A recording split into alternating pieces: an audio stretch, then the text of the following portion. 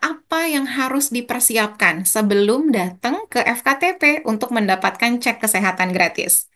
Jadi Bapak dan Ibu, tadi sudah disampaikan setelah daftar akan otomatis H-7 tanggal yang dipilih untuk pergi ke puskesmas. Jadi H-7 tanggal yang dipilih, masyarakat akan dikirimkan notifikasi WhatsApp terkait dengan pengisian screening mandiri. Jadi ini akan otomatis gitu ya. Nanti kalau di nomor tiket di sini ada isi formulir screeningnya.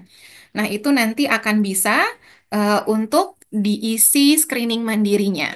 Nanti ada isian-isian, misalnya kesehatan jiwa, ada juga terkait dengan status pernikahan, karena nanti ada screening untuk kecatin, gejala-gejala riwayat, faktor risiko, semua yang bisa diisi oleh masyarakat akan kita sediakan di sini.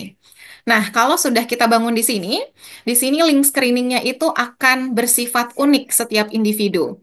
Dan ini pengisiannya bisa dilakukan dalam beberapa waktu. Jadi misalnya, saya capek udah ngisi, tadi ada screening keswa sama screening hepatitis. Saya mau lanjut lagi nanti deh untuk kebugaran. Nah, itu juga bisa dilakukan. Jadi tidak harus dalam sekali duduk harus selesai. Itu tidak harus. Kemudian sudah kita cacah beberapa bagian. Kalau sudah lengkap, maka statusnya akan muncul sudah diisi. Nah, Bapak dan Ibu, di sini ada keberlanjutan. Kalau masyarakat sudah mengisi screening mandiri, nanti di dashboard Bapak dan Ibu akan otomatis langsung keluar statusnya. Sudah diisi, belum lengkap diisi, itu akan ketahuan. Jadi nanti bisa diarahkan sebelum mendapatkan layanan, minta diisi terlebih dahulu atau dilengkapi terlebih dahulu pengisian screening mandirinya. Ini bentuk screening mandiri. Kemudian yang kedua adalah notifikasi. Nah, tadi screening mandiri H-7 sebelum datang ke Vaskes. Yang kedua adalah notifikasi WA-nya. Saat ini kita set up untuk H-30 untuk ada reminder. Nah, tapi reminder H-30 itu berkaitan dengan kepesertaan BPJS. Ini sifatnya tidak mandatori, tapi disarankan. Karena kalau misalnya kita ketemu beberapa kondisi khusus, akan dapat ditangani dengan lebih mudah gitu ya. Nanti H-7 mulai diingatkan untuk mengisi screening mandiri. H-1 diingatkan jangan lupa besok adalah hari pemeriksaan cek kesehatan gratis di mana tempatnya disebutkan. Kemudian nanti pas hari H ulang tahun, kita akan ucapkan selamat ulang tahun untuk masyarakat Indonesia. Jadi ini sudah kita bangun H-30, H-7, H-1, dan hari H ulang tahun. Nah, Bapak dan Ibu, nanti ini yang perlu diingatkan kepada masyarakat pada saat mau melakukan CKG.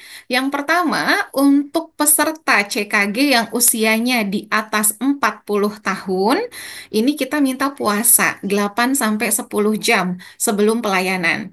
Kenapa? Karena tadi ada kondisi pemeriksaan lanjutan yang membutuhkan puasa biar nggak bolak-balik, nggak datang 2 kali ke Vaskes, biar lebih mudah kita ingatkan untuk puasa. Nanti di WA juga kita kirim tuh yang di H-1, itu kita kirimkan khusus untuk yang usianya di atas 40 akan diminta untuk puasa terlebih dahulu.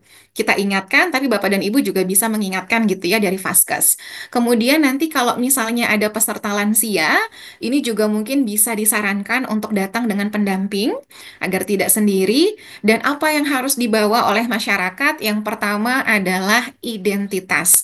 KTP, kalau anak-anak mungkin KIA gitu ya, atau KK juga boleh. Kemudian buku KIA untuk sasaran balita dan anak usia prasekolah. Dan yang ketiga adalah tiket pemeriksaan yang tadi sudah di-download pada saat daftar otomatis dapat nomor tiket. Nah, ini juga perlu untuk dibawa. Tapi gimana kondisinya kalau ternyata ada yang langsung datang tapi belum daftar sama sekali? Nah, kalau misalnya kondisinya seperti itu, minimal sekali punya identitas diri, karena pasti kita butuh nomor NIK-nya. Jadi KTP, KK diperlukan. Yang kedua, sebisa mungkin ada telepon selulernya gitu ya, biar bisa kita bantu untuk mendaftar secara online. Kalau misalnya nggak punya HP pun sebenarnya bisa dibantu dengan pendaftaran tadi di website. Setelah daftar dapat nomor tiket, maka akan diarahkan untuk mengisi kuesioner mandiri. Ada linknya, ada QR code-nya, nanti juga sama bisa di-scan.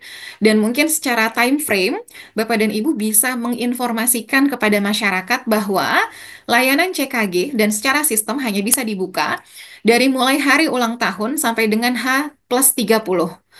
Tapi logik ini tidak berlaku untuk mereka yang berulang tahun di Januari sampai dengan bulan Maret.